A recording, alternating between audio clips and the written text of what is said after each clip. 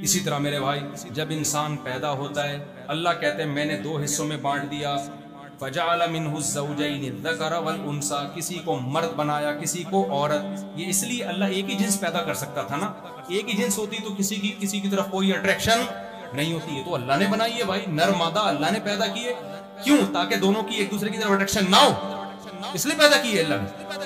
या हो बोलो ना, आपके इतने घुन्ने क्यों बने हुए हो?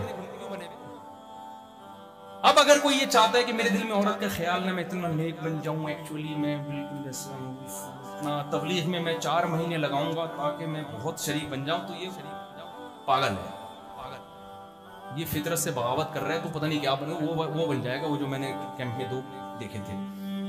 तू ना इधर का रहेगा ना। तो अल्लाह तो कह रहा है मैंने तुझे आदमी बनाया इसलिए कि तेरी औरत की तरफ तबीयत माइल हो, तू उसे देखे तो तेरा दिल चाहे उसकी तरफ जाने को। और औरत को औरत इसलिए बनाया कि जब वो मर्द को देखे तो उसका दिल चाहे उसकी तरफ जाने को।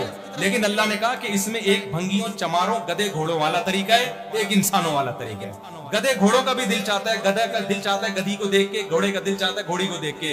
वो बगैर किसी एग्रीमेंट के, कोई पैगाम में निकाह, कोई गधे का बाप नहीं है कि गधे ने गधी के बाप से बात करके रिश्ता मांगना है। उनके यहाँ ये सेटअप, गधे को कोई गधी पसंद आए तो ये थोड़ी कि वो गधी के बाप के पास जाएगा और फिर लड़की वाले आएंगे तो लड़के वाले आएंगे। गधा अपनी ख्वाहिश पूरी करके ये जा और वो जा, खत्म।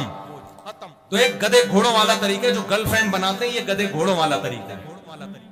एक तरीका इंसानों वाला, पैगंबरों वाला, आदम अलैहिस्सलाम वाला, मोहम्मद सल्लल्लाहु अलैहि वसल्लम वाला, मूसा कलीमुल्लाह वाला, इब्राहिम खलीलुल्लाह वाला। वो तरीका क्या है भाई? जो लड़की पसंद आ रही है, निकाह का बोलो, पैगाम भेजो, शादी हो जाए ठीक है, नहीं हो जाए तो जहां हो जाए फिर वहां ठीक है। क्योंकि जरूरी थोड़ी है हर जगह आप जहां पसंद आ रहे हैं। लोग मुझे आके दिमाग खाते हैं, जब हमने पैगाम भेजा मान नहीं रहे, तो मैंने कहा तो हम कई दफा ट्राई कर चुके हैं, हमारे नहीं माने तो तुम्हारा क्या माने। तो यह है कि जहां कामयाब हो जाए वहां कर लेते हैं। आप क्या समझ रहे हो, जिस आदमी ने इतनी शादियां की हैं तो क्या हर जगह कामयाब हो गया होगा? 20 जगह हमने पैगाम भेजा, वहां से हमें ठेंगा मिला तो हम आ गए आराम से। हमने कहा चलो कहीं और ट्राई कर लेते। लेकिन बुराई की तरफ आपने बोलो, जिना की तरफ नहीं जाना, लड़कियों से दोस्तियों की तरफ नहीं जाना। कुरान साफ कह रहा है वला मुत्तखिदाती अखदान, दोस्तियां मत लगाओ लड़कियों से। तो कुरान के अल्फाज हैं। इस्लाम में औरत की तरफ पहुंचने का निकाह के अलावा कोई ऑप्शन नहीं। और इस्लाम ने इतनी आजादी दे दी क्योंकि इस्लाम मर्द की नेचर को जानता है। औरत की नेचर में और मर्द में फर्क है, इसलिए इस्लाम ने मर्द को इजाजत दी कि आप अगर सबके हुकूक पूरे करो तो। मैं नहीं कह रहा मेरे भाई, कुरान कह रहे हैं आप कितनी कर सकते हो, ये मैं नहीं कह रहा, मुझे क्यों बुरा भला कह रहे हो, तो खुदा कह रहा है। मैं निकाल थोड़ी सकता हूँ ये आयत कुरान से। एक दिन क्या हुआ, तरावियां हो रही थी, पुरानी बात है, उस वक्त ना 4 शादियों का लफ्ज लोग सुनना पसंद नहीं करते थे बहुत। मेरे पर जब भी 2 शादियों की बात करता लोग हैं ये क्या बातें कर रहे हैं। मैं इत्तेफाक से तरावी भी मैं खुद पढ़ाता था, मैंने तरावी पढ़ाई तो यही वाली आयत आई, फन के हो मा तौबा लकुम मिनन निसाई मसना व सुलासा व रुबा। अगर तुम अदल कर सकते हो तो 2-2, 3-3 और 4-4 से शादी करो। मुझे ख्याल है सलाम फेर के बोलूं कि अब तो मैं नहीं कह रहा, अब तो अल्लाह कह रहा है। मुझे ख्याल आ रहा है मैं सलाम फेरूं, बोलूं अब बताओ क्या नमाज तोड़ दूं या इस आयत को निकाल दूं या अगले साल ये वाली आयत ताप के पढ़ूं? कब तक छुपोगे पेड़ों की आड़ में? कभी तो मिलोगे लुंडा बाजार में। हकीकत है भाई, कभी ना कभी तो। कब तक मेरे भाई? ये तो इस्लाम का इजमाई मसला है। तो मैं नहीं बोलूंगा, कल कोई और सरफिरा उठ के बोलना शुरू कर देगा। और ये खुदा ने हम पर एहसान किया, औरत पर भी एहसान किया। आपको एक औरत नजर आती है जिसपे सोगन आ रही है, करोड़ों लाखों औरतें जिनको जो शोहर से महरूम हो चुकी हैं, जो मुलाजमतें कर रही हैं, बॉस उनसे नाजायज फायदे उठा रहा है, उनके एम्प्लॉय उनसे नाजायज फायदे उठा रहे हैं उनकी मजबूरियों से। ऐसी हजारों लाखों औरतें हैं, जिंदगियां बर्बाद हो गई। उनको आप थोड़ी सोचोगे क्योंकि वो आपका हेडिक नहीं है, अल्लाह सोचेगा क्योंकि वो अल्लाह की मखलूक है। इसलिए अल्लाह हमसे पूछ के कानून नहीं बनाता, अल्लाह कानून खुद बना के हमें बता देता है ये कानून है, इसको फॉलो करना है तुम्हें। इसलिए मेरे भाई जिना से के करीब मत जाओ और हलाल में बुखल से काम मत लो, क्योंकि हलाल से बचने का कोई सवाब नहीं मिलता। एक आदमी कहता है मैंने चूंकि एक शादी कर ली है, मैं दूसरी की जरूरत नहीं है। मुझसे लोग कह रहे होते हैं जरूरत नहीं, मैं कह रहा हूं आपको जरूरत नहीं, कौम को तो जरूरत है ना, औरतों को तो जरूरत है, कौम को जरूरत है भाई, आपको जरूरत थोड़ी है। अल्लाह ने आपकी जरूरत को देख के थोड़ी 4 की इजाजत दी है, लोगों को औरतों की जरूरत को देख के हुक्म दिया है। और दूसरी बात यह कि हलाल से बचने में कोई सवाब जब अल्लाह ने, देखो रमजान में हम रोजा रखते हैं, जैसे ही मगरिब की अजान होती है फौरन पकौड़ों पे अटैक करते हैं कि नहीं करते? क्योंकि पता है अब तक तो सबर पे सवाब मिल रहा था, अब सबर पे कोई सवाब नहीं मिला। तो ये मतलब जब अल्लाह की तरफ से पाबंदी थी, कोई आंटी जा रही है देखने पर भी पाबंदी लगा दी, मत बुरी नीयत से देखो। लेकिन अल्लाह ने कहा कि अगर इसी को पैगाम भेजना चाहते हो तो सिर्फ जायज नहीं है बल्कि पैगंबरों की सुन्नत है, ये भेजो पैगाम भाई। अब इसमें अब्बा रुकावट बन रहे हैं, मामू रुकावट बन रहे हैं और पड़ोसी रुकावट बन रहे हैं, ऐसी की तैसी जाओ। स्टाइल यही होना चाहिए। मैं आपको इसलिए ट्रेन कर रहा हूं क्योंकि मैं तबाही वाले, देखो अगर हमने इसको अपनी सोसाइटी में प्रमोट नहीं किया ना, हमारा अंजाम होगा जो गोरे का अंजाम हुआ है। क्योंकि बयाना से नहीं हल होगा। जब निकाह ही नहीं होगा औरत का, वो कब तक नजर की हिफाजत करेगी, कब तक वो मसाइल, उसको कब जिना की तरफ जाएगी वो, जबकि मीडिया भी उसको जानी बना रहा है, टिकटॉक पे लड़कियां भी उसको जानी बना रही हैं, कैसे बचेगी वो? अभी जो मैंने वाकया सुना, एक लड़की 25 साल में बेवा हुई, 3 बच्ची है उसकी, उसका हल क्या ज़कात और फितराने हैं? तो उसका हल यही है कि उसको किसी के हवाले किया जाए और उसी के खानदान के, ताकि उसकी बच्चियां ना रुलें। अगर कोई अजनबी आदमी शादी करता है ना, तो औरत को अपनी फिक्र से ज्यादा उस सुतेले बाप से अपनी बेटियों को बचाना मुश्किल हो जाता है कि मैं कैसे नजर रखूंगी, पता नहीं कोई हवस की नजरें ना डालना शुरू कर दे बच्चियों को। तो इसलिए मेरे भाई, हम किसके पाबंद हैं? खुदा के। सोसाइटी की ऐसी की बोलो तैसी। खुदा ने इजाजत दी तो कौन होता है किसी का बाप रोक के दिखाया? ये स्टाइल होना चाहिए आपको, क्योंकि जब आप करने लगोगे ना तो सबका बाप रोकेगा आपको, आपका बाप भी रोकेगा, बाकी होगी। अब्बा से बोलो, अब्बा आपके हुकूक हैं मैं पूरे करूंगा, लेकिन निकाह के मामले में मुझे परमिशन किसने दी है? जिस खुदा ने मुझे कहा है ना आपके सामने उफ नहीं कहना, उसी खुदा ने मुझे कहा है कि अगर चारों में बराबरी करते हो, हुकूक पूरे करते हो, तो कितनी करो, कोई नहीं पूछेगा तुमसे। मूसा अलैहिस्सलाम की 4 बीवियां यार, कलीमुल्लाह थे अल्लाह के। सुलेमान अलैहिस्सलाम की तो 100 बीवियां थी, पैसा बहुत था तो 100 रख ली उन्होंने। हमें इजाजत नहीं है आप कहीं 100 और फिर आप 100 अफोर्ड भी नहीं कर पाते, क्योंकि आगे आप समझदार हैं।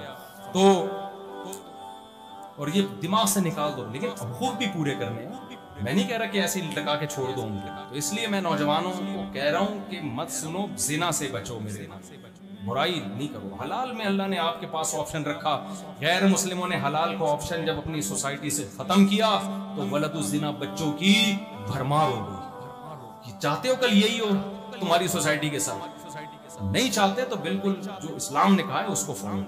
अल्लाह समझने की, अमल की तौफीक अता फरमाए। और मैं आखिरी बात जो मैंने कहा था ना, एक मसला, देखो मसला ये है कि हमारी कौम ना तकल्लुफात में खुद अपना भी बेड़ा गर्क करती है, दूसरों का भी। अब जैसे पानी यहाँ रखा हुआ है तो मेरा दिल चाहेगा मैं पी लूंगा ना, हर थोड़ी देर में आदमी मुझसे पानी पिलाऊं, मुझसे पानी पिलाऊं, ये तकल्लुफात छोड़ दो बिल्कुल, समझ रहे हो? मेहमान आया, आपने घर में खाना सामने ला के रख दिया, उसकी मर्जी खा ले, उसकी मर्जी ना खाए, 1 कोफ्ता खाए, 2 कोफ्ते खाए, प्लेटों में उठा उठा के डालो नहीं।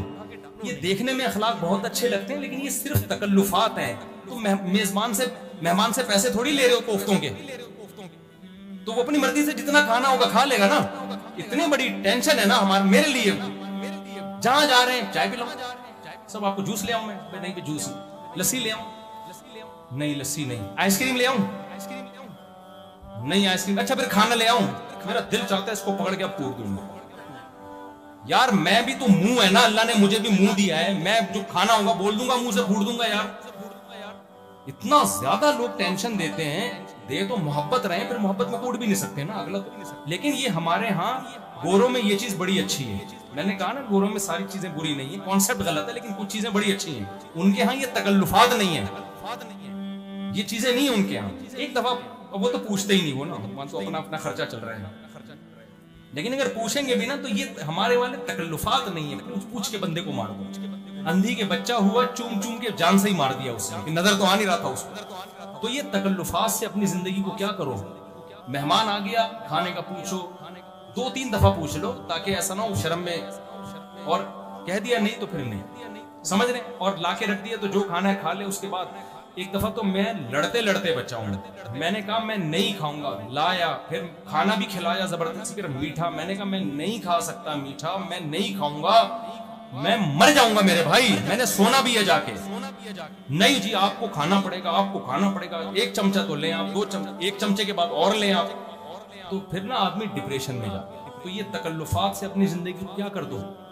मौलाना शहीद थानवी रहमतुल्लाह अलैह बड़े बुजुर्ग गुजरे, उन्होंने कहा कि हमारे यहाँ तकल्लुफात ज्यादा है, खिदमत कम है। खिदमत का मतलब होता है सामने वाले का ख्याल करना। अब मिसाल के पानी ही ना होना, फिर सामने वाला टेंशन में आ सकता कि पानी रखा हुआ ही ना हो, प्यास लग रही है तो मांगने से शर्मा रहा होता है कि अब कौन उठ के जाएगा। लेकिन जब एक चीज रखी हुई है तो अब आप अगर पूछ रहे हैं ना कि पानी डालूं, पानी पिलाऊं, इसका मतलब आप गलत कर रहे हो। भाई मुझे भी पता है ना, मैं खुद डाल लूंगा या किसी को बोल दूंगा, एक चीज रखी हुई है। तो इसलिए खुद भी तकल्लुफात से बचें, दूसरों को भी तकल्लुफात से बोलो रोकें। इसको जिंदगियां, बच्चे पैदा होते हैं, लिफाफे चल रहे होते हैं, भाई मूड है तो दे दो पैसे, नहीं है तो जाओ, नहीं देंगे। किसी के दबाव में आके ना दूल्हे को 5 रुपए भी दो आप। दूल्हे की जब शादी होती है, जाते हुए लोग डर रहे हैं कि यार लिफाफे में कुछ लेके जाना पड़ेगा, नहीं तो दूल्हा नाराज ना हो जाए। बोलो नहीं लेके जाऊंगा, नाराज होता है होने दो। हदिया वो होता है जो अपनी खुशी से होता है, जाओ भाड़ में हमारी, ऐसी की तैसी। अब मैंने जब मेरे घर वाले कहीं जाते थे ना, बच्चा पैदा हुआ, मुझे कहते थे उनको 500 रुपए या 5000 देने लिफाफे में, तो नहीं लेना। घर वाले कहते थे वो क्या सोचेंगे, मैं भाड़ में जाए सोचते हैं। हमने दूसरी जब की थी तो उस वक्त नहीं सोच रहे थे लोग कितना बुरा सोच रहे थे। भाई हमारी मर्जी यार, जब हमारा मूड होगा हम देंगे, किसी के मशवरे पे या कल्चर की वजह से थोड़ी हम देंगे। मेरे पास दोस्तों की शादी हुई, उनको यकीन था कि मुफ्ती साहब कुछ नहीं देंगे, उनको मैंने लिफाफे में रकम डाल के दी, वो खुश हुए, वो हदिया है। और आज जिन लोगों को हमने पैसे नहीं दिए ना, आज वो खुश हैं, क्योंकि उनके 1-2 हुए, हमारे माशाल्लाह 17.5 मुझे 17.15 या 17.15। खैर, तो वो तो सारा दिन हमें पैसे ही देते रहते ना बैठ के, तो हमें तो कुछ जरूरत ही नहीं थी, प्रॉपर्टी खरीद लेते। तो वो आज खुश हैं कि ना मुफ्ती साहब ने हमारे बच्चों पे हमें कुछ दिया, ना इनके बच्चों पे हमें कुछ देना है, वरना आज उनका बेड़ा गर्क हो जाता। हर थोड़े दिन बाद लिफाफा आ रहा होता।